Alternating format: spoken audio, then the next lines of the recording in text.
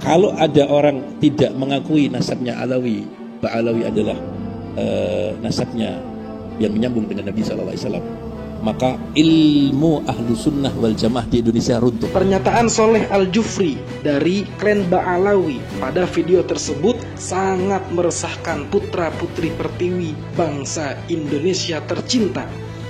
Betapa tidak, doktrin yang dia sampaikan menganggap bahwa seluruh ilmu agama di Nusantara berasal dari Ba'alawi. Padahal itu merupakan pembelokan sejarah. Sahabat, mari simak respon tegas berdasarkan fakta sejarah dari tulisan Kiai Haji Aimaduddin Utsman Al-Bantani. Jika tidak ada Ba'alawi, maka runtuh ilmu di Nusantara. Cerita Dusta Soleh Al-Jufri tentang sanad ulama Nusantara. Dalam channel YouTube Al-Fahmi Bani, Soleh Al-Jufri mengatakan, kalau ada orang tidak mengakui nasab Ba'alawi adalah nasabnya menyambung kepada Nabi Muhammad SAW, maka ilmu ahlu sunnah wal jamaah yang ada di Indonesia runtuh.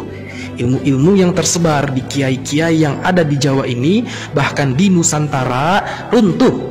Ilmunya palsu semua. Kenapa? Karena yang membawa ilmu-ilmu yang ada di Nusantara ini adalah ilmu Ba'alawi. Kalau Ba'alawinya tidak dianggap, kan runtuh semua. Apa yang disampaikan oleh Soleh Al-Jufri dari klan Ba'alawi ini adalah dusta. Narasi itu tidak sesuai dengan fakta sejarah. Bahkan Islam masuk ke Indonesia jauh ratusan tahun sebelum datangnya imigran Ba'alawi ke Indonesia. Bagaimana bisa dikatakan orang yang ada di Indonesia tahun 1448 Masehi seperti Sunan Ampel bisa berguru kepada orang yang baru datang ke Indonesia tahun 1920 seperti Ja'far bin Syaikhon As-Saigaf, kakek dari Taufik As-Saigaf? Klaim-klaim dusta semacam itu bagi para peneliti sejarah Ba'alawi adalah hal yang lumrah yang dapat ditemui dalam banyak sumber-sumber sejarah eksternal mereka. Kita bisa ambil satu contoh, seperti disebut dalam banyak sumber internal Ba'alawi bahwa ulama fikih terkenal di kota Mirbat, Syekh Muhammad bin Ali Al-Qolai adalah murid dari Muhammad Sohib Mirbat Ba'alawi. Setelah dikonfirmasi dalam kitab-kitab sejaman, ternyata jangankan Syekh Al-Qolai belajar ke Muhammad Ba'alawi, sosok Muhammad Ba'alawi ini sendiri diduga kuat fiktif, tidak dicatat oleh satupun kitab-kitab nasab dan sejarah pada zaman itu. Para kiai-kiai yang ada di Indonesia hari ini mempunyai sanad keilmuan dan silsilah rantai-rantai kepada para wali songo sebagai pembawa sanad silsilah keilmuan Islam mula-mula di Nusantara. Silsilah itu tersambung dengan ulama-ulama Timur Tengah pada masanya. Wali Songo bukan keturunan Ba'alawi dan tidak berguru kepada Ba'alawi seperti yang terdapat dalam naskah Mertasinga bahwa Sunan Gunung Jati tahun 1448 hingga 1568 Masehi lahir di Mekah, ayah seorang ulama dan pejabat dari Mesir. Ia belajar kepada para ulama di Mesir dan Mekah, diantaranya kepada Syekh Najmuddin Al-Kubro dan kepada cucu-cucu murid Ibnu Athaillah As-Sakandari, wafat 1309 Masehi, pengarang kitab yang terkenal Syarah Hikam. Para ulama Nusantara generasi selanjutnya seperti Imam Haji Wangsareja, wafat 1681 Masehi, dari Kresek, Banten, leluhur Kiai Haji Ma'ruf Amin, menuntut ilmu di Mekah dan berguru kepada Ibnu Alan, wafat 1647 Masehi, pengarang kitab Dalail Al-Falihin, sebuah kitab syarah untuk kitab Riyadhus Shalihin. Lihat Sejarah Banten Pupuh halaman 37, 39, 43, 58. Bahkan Ibnu Alan mengarang khusus 2 kitab yang dititipkan kepada Imam Haji Wangsareja untuk diberikan kepada Sultan Abdul Mafakhir untuk diajarkan di Banten. Pertama adalah kitab Al-Mawahib Ar-Rabbaniyah Anil As'ilah Al-Jawiyah. Manuskripnya masih tersimpan rapi di koleksi Perpustakaan Nasional dengan nomor A105.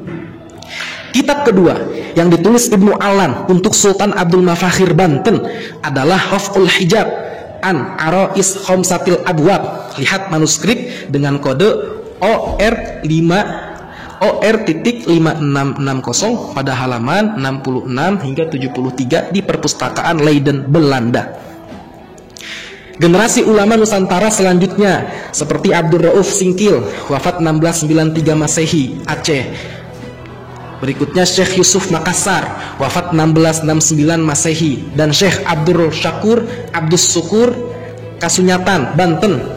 Ketiganya adalah murid dari Syekh Ibrahim Al-Qurani, wafat 1690 Masehi, seorang ulama Kurdistan yang berkarir di Madinah Al-Munawwarah. Lihat Ginanjar Sya'ban Al-Maslahul Jali, Fatwa Ulama Madinah atas polemik Siti Jenar di Nusantara, 1674. Syekh Arsyad Al-Banjari, wafat 1812 Masehi, Mufti Kesultanan Banjar, pengarang kitab Sabil Muhtadin, Litafakuh fi Amriddin, belajar kepada ulama-ulama Timur Tengah, diantaranya kepada Syekh Muhammad Abdul Karim Saman Al-Qadiri, Al-Khalwati Al-Madani, pendiri Torekat Samaniyah, Syekh Syarqawi, Syekh Damanhuri, dan lain-lain.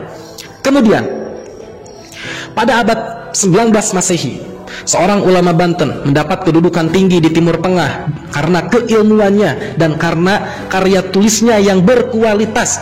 Ia adalah Syekh Nawawi Al-Bantani, wafat 1897 Masehi, dari Tanara, Banten.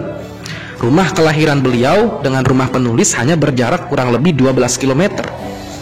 Ia berguru di Mekah kepada Syekh Ahmad Zaini Dahlan, Syekh Abdul Hamid Daghestani, Syekh Sayyid Ahmad Nahrawi, Syekh Ahmad Dimyati, Syekh Muhammad Khotib Duma Al-Hanbali, Syekh Muhammad bin Sulaiman Hasbullah Al-Maliki, dan lain-lain.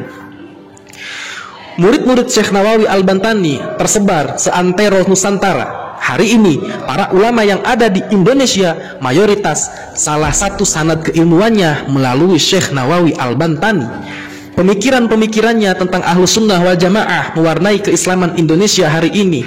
Murid-murid langsungnya sangat banyak yang menjadi ulama-ulama besar. Di antaranya Syekh Muhammad Mahfuz At-Tarmasi, Syekh Khalil Bangkalan Madura, Syekh Husain Al-Bantani, Carita Banten, Syekh Tubagus Ahmad Bakri Purwakarta, Syekh Tubagus Muhammad Asnawi Al-Bantani Caringin Pandeglang, Syekh Arsyad Towil Al-Bantani, pejuang geger Cilegon 1888 dan penyebar Islam di Sulawesi Utara, Syekh Hasan Mustafa Garut, Syekh Abdul Faid Abdus Sattar bin Abdul Wahab Ad-Dahlawi, Delhi, India, Syekh Muhammad Zainuddin bin Badawi Al-Sumbawi, Sumbawa, Nusa Tenggara Barat, Syekh Abdul Qadir bin Mustafa Al-Fatoni, Petani, Thailand, Syekh Abdul Haq bin Abdul Hanan Al-Bantani, cucu Syekh Nawawi, Syekh Soleh Darat As-Samarani, Semarang, Hadratus Syekh Kiai Haji Hashim Asy'ari, Jombang, pendiri Nahdlatul Ulama, Kiai Haji Ahmad Dahlan, Yogyakarta, pendiri Muhammadiyah, Syekh Sulaiman Ar-Rasuli, pendiri Perti,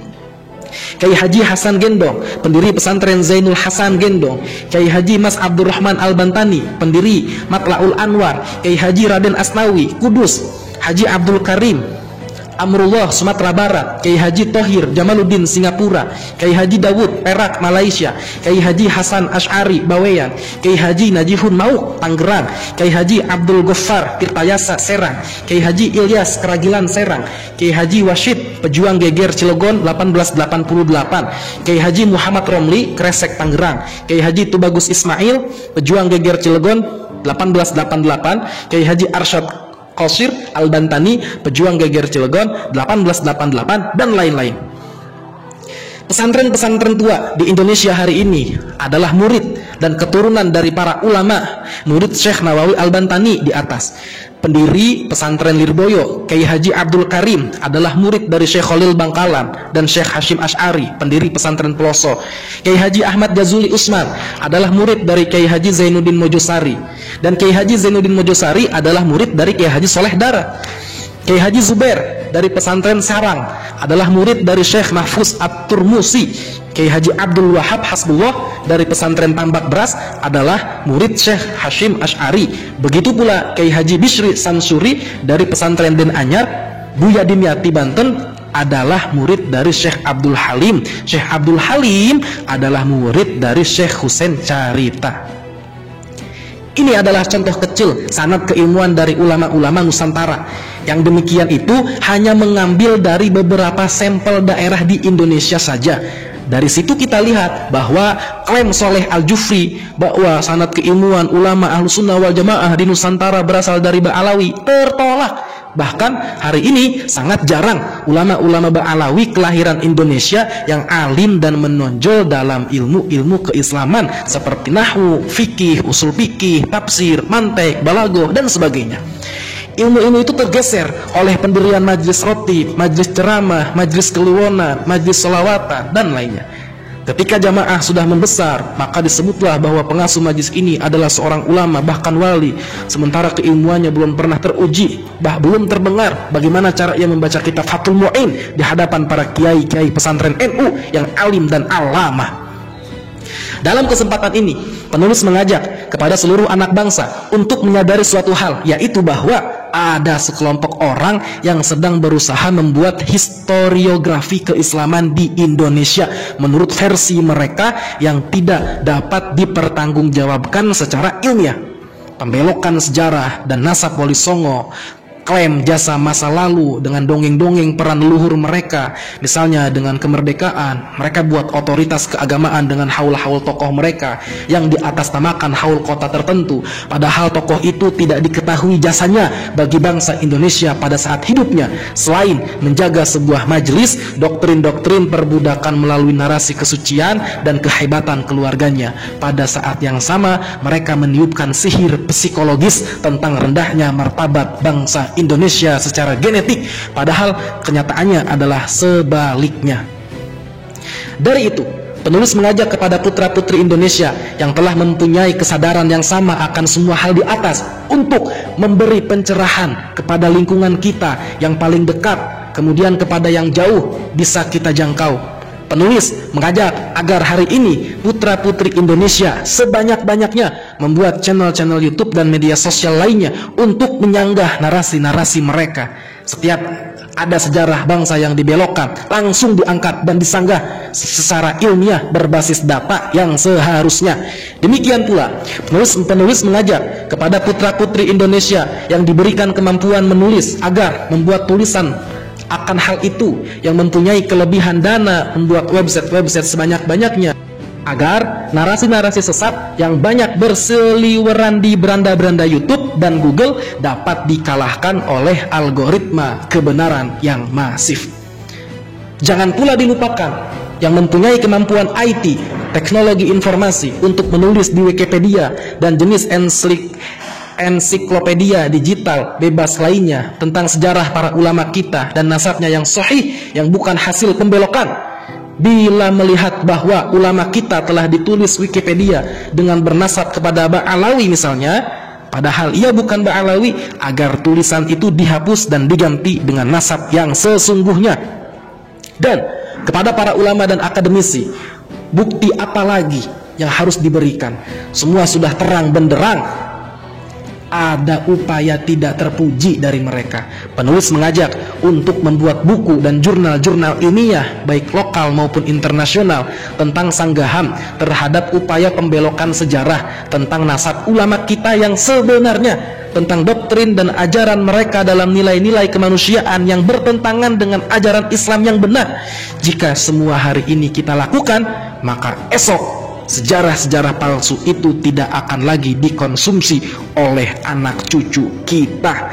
Lalu anak cucu kita akan berdiri tegak sebagai manusia bermartabat, manusia-manusia yang mempunyai pikiran yang suci dari doktrin sesat dan sejarah yang penuh kepalsuan. Penulis Kiai Haji Imaduddin Utsman Al-Bantani.